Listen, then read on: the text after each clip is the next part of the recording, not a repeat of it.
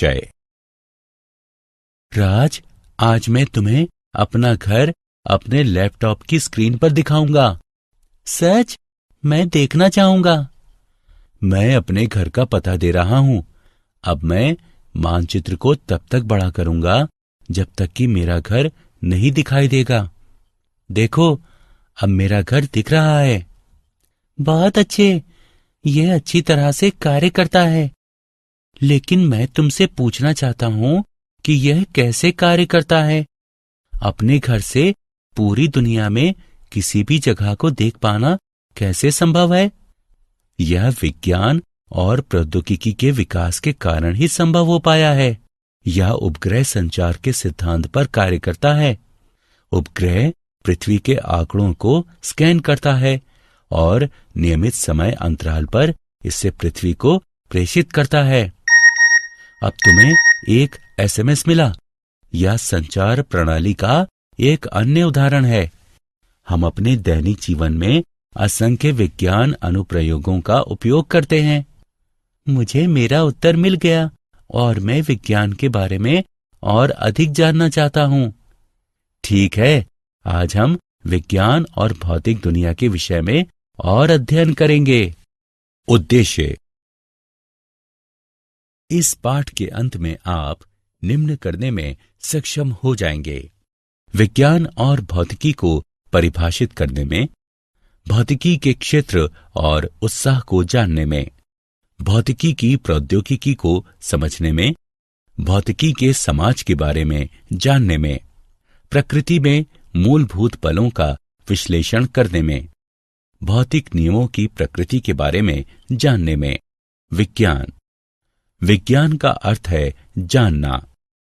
यह किसी समय में सावधानी पूर्वक प्रेक्षणों और प्रयोगों द्वारा परिवेश के बारे में जानकारी प्राप्त करने का एक क्रमबद्ध तरीका है। हम अपने दैनिक जीवन में विज्ञान का उपयोग करते हैं। हम कार में यात्रा करते हैं, टेलीविजन देखते हैं, मोबाइल का प्रयोग करते हैं और कई दैनिक कार्य करते हैं। यह केवल विज्ञान के कारण ही है। भौतिकी क्या है? प्रकृति और प्राकृतिक व्यवहार के अध्ययन को एक संगठित तरीके से विविध उपशीर्षकों में व्यवस्थित करना भौतिकी कहलाता है। इसकी कई शाखाएं हैं, जिनके नाम हैं यांत्रिकी, विद्युत, चुंबकत्व, प्रकाशिकी, आधुनिक भौतिकी आदि। 1900 से पहले की भौतिकी परंपरागत भौतिकी कहलाती है और 1900 से आगे भौतिकी को आधुनिक भौतिकी कहा जाता है। वैज्ञानिक दृष्टिकोण के 4 आवश्यक खंड हैं, जो इस प्रकार हैं: एक क्रमबद्ध तरीके से प्रेक्षण। 2 परिकल्पना करना। 3 परिकल्पना का विश्लेषण करना। 4 प्रस्तावित सिद्धांत को संशोधित करना। यह दृष्टिकोण सदैव समस्याओं को वैज्ञानिक तरीके से हल करता है। भौतिकी का क्षेत्र एवं उत्साह। किसी व्यक्ति के चलने से लेकर हजारों किलोमीटर दूर संप्रेषण तक भौतिकी का बहुत व्यापक क्षेत्र है। सामान्यतः भौतिकी को 2 भागों में विभक्त किया गया है: स्थूलदर्शीय। स्थूलदर्शीय पैमाना लंबाई का वो पैमाना है जिस पर वस्तुओं या प्रक्रियाओं का आकार ऐसा होता है जो नग्न आंखों द्वारा माप योग्य और अवलोकन योग्य होती हैं। सूक्ष्मदर्शीय। सूक्ष्मदर्शीय पैमाना आकार या लंबाई का वह पैमाना होता है जिसका उपयोग ऐसी वस्तुओं की व्याख्या करने के लिए किया जाता है जिन्हें नग्न आंखों द्वारा आसानी से देखा नहीं जा सकता और जिन्हें स्पष्ट रूप से देखने के लिए किसी लेंस या सूक्ष्मदर्शी की जरूरत होती है। भौतिकी ब्रह्मांड की पूर्ण समझ तक पहुंचने का प्रयास करती है। ये ऐसे मूल कणों का पता लगाने की कोशिश करती है जो उन द्रव्य बलों का निर्माण करते हैं जो ऊर्जा के व्यवहार और विविध रूपों को निर्देशित करते हैं। भौतिकी की प्रौद्योगिकी। नाभिक और इसमें सन्निहित ऊर्जा का विचार हमें अपार ऊर्जा उत्पन्न करने में सक्षम बनाती है। डिजिटल तकनीक के अध्ययन ने हमें एक कंप्यूटर बनाने में सक्षम बनाया जो कम समय में प्रक्रिया करता है। कर्नाट द्वारा सैद्धांतिक चक्रीय उत्क्रमणीय प्रक्रिया के विकास से हमें एक इंजन, रेफ्रिजरेटर, एयर कंडीशनर आदि को समझने का मौका मिला। विद्युत चुंबकत्व तरंगों और संचरण के अध्ययन ने संचार प्रणाली को डिजाइन करने में हमारी सहायता की। उपग्रहों के प्रक्षेपण से हम संपदा के बारे में जानने के लिए पृथ्वी की परतों को समझने में समर्थ हुए और संचार सुविधाओं को उन्नत करने के अतिरिक्त अपने सौर परिवार से आगे जाने में सफल हुए। भौतिकी का समाज। भौतिकी आधारित तकनीक के द्वारा हमारे समाज को बहुत अधिक लाभ मिला है।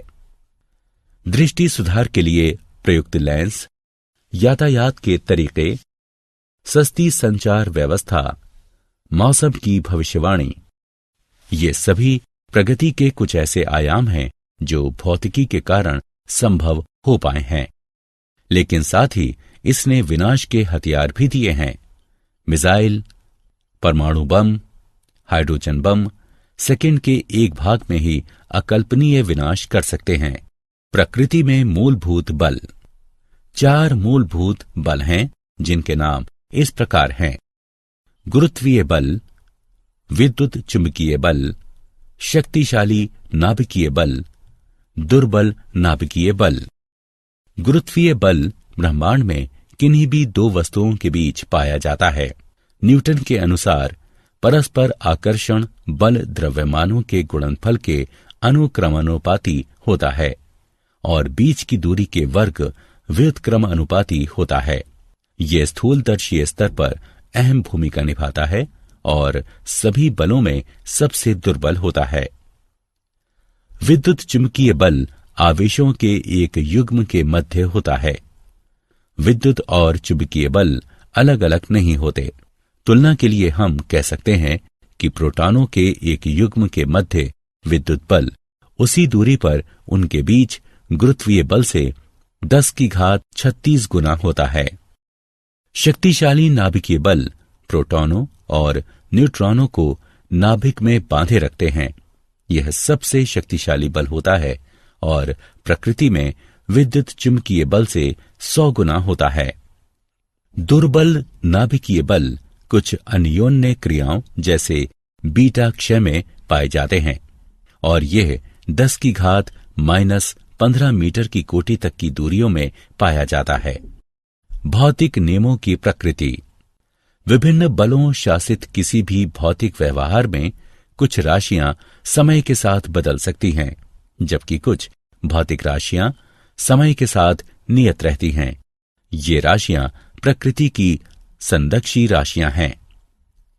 द्रव्यमान, आवेश, संवेग, ऊर्जा चक्र और दूसरी क्वांटम संख्याएं ब्रह्मांड में होने वाली घटनाओं को शासित करती हैं। ऊर्जा संरक्षण का नियम विविध रूपों में पाया जाता है। उदाहरण के लिए आइंस्टीन की द्रव्यमान ऊर्जा तुल्यता की अवधारणा और बंधन ऊर्जा के लिए उत्तरदायी द्रव्यमान क्षति ये पुष्टि करती है कि द्रव्यमान ऊर्जा का एक अन्य रूप है और संरक्षित रहता है। क्या आप जानते हैं 1984 में लॉर्ड केल्विन ने पूर्वानुमान लगाया कि रेडियो का कोई भविष्य नहीं है। उन्होंने यह पूर्वानुमान भी किया कि वायु से भारी उड़ने वाली मशीनें असंभव हैं। ऑप्टिकल फाइबर का आविष्कार 1966 में 2 ब्रिटिश वैज्ञानिकों चार्ल्स काउ और जॉर्ज द्वारा किया गया, जो ब्रिटिश कंपनी स्टैंडर्ड टेलीकम्युनिकेशन के लिए कार्य करते थे। पर्दे पर किसी प्रतिबिंब का सबसे पहला प्रक्षेपण जर्मन पादरी ने किया था। 1646 में एथेनेसियस किर्चर ने हाथ से चित्रित प्रतिबिंबों को एक सफेद पर्दे पर एक मोमबत्ती या तेल की लैंप से प्रक्षेपित किया था। 1876 में अलेक्जेंडर ग्राहम बेल द्वारा टेलीफोन के लिए अपना पेटेंट पंजीकृत कराने से 1 घंटे पहले एलिशा ग्रे ने अपना डिजाइन पेटेंट करा लिया था। मुकदमे के वर्षों बाद पेटेंट बेल को मिला। सारांश। आइए हमने जो भी सीखा है उसे संक्षेप में दोहराएं। किसी समय में सावधानी पूर्वक प्रेक्षणों और प्रयोगों द्वारा परिवेश के बारे में जानकारी प्राप्त करने का एक क्रमबद्ध तरीका ही विज्ञान है। प्रकृति और प्राकृतिक व्यवहार के अध्ययन को एक संगठित तरीके से विविध उपशीर्षकों में व्यवस्थित करना भौतिकी कहलाता है। स्थूलदर्शीय पैमाना लंबाई का वह पैमाना है जिस पर वस्तुओं या प्रक्रियाओं का आकार ऐसा होता है जो नग्न आंखों द्वारा माप योग्य और अवलोकन योग्य होती हैं। सूक्ष्मदर्शीय पैमाना आकार या लंबाई का वह पैमाना होता है जिसका उपयोग ऐसी वस्तुओं की व्याख्या करने के लिए किया जाता है जिन्हें नग्न आंखों द्वारा आसानी से देखा नहीं जा सकता और जिन्हें स्पष्ट रूप से देखने के लिए किसी लेंस या सूक्ष्मदर्शी की जरूरत होती है। गुरुत्वीय बल ब्रह्मांड में किन्हीं भी दो वस्तुओं के बीच पाया जाता है। विद्युत चुंबकीय बल आवेशों के एक युग्म के मध्य होता है। शक्तिशाली नाभिकीय बल प्रोटॉनों और न्यूट्रॉनों को नाभिक में बांधे रखते हैं। दुर्बल नाभिकीय बल कुछ अन्योन्य क्रियाओं जैसे बीटा क्षय में पाए जाते हैं। कुछ भौतिक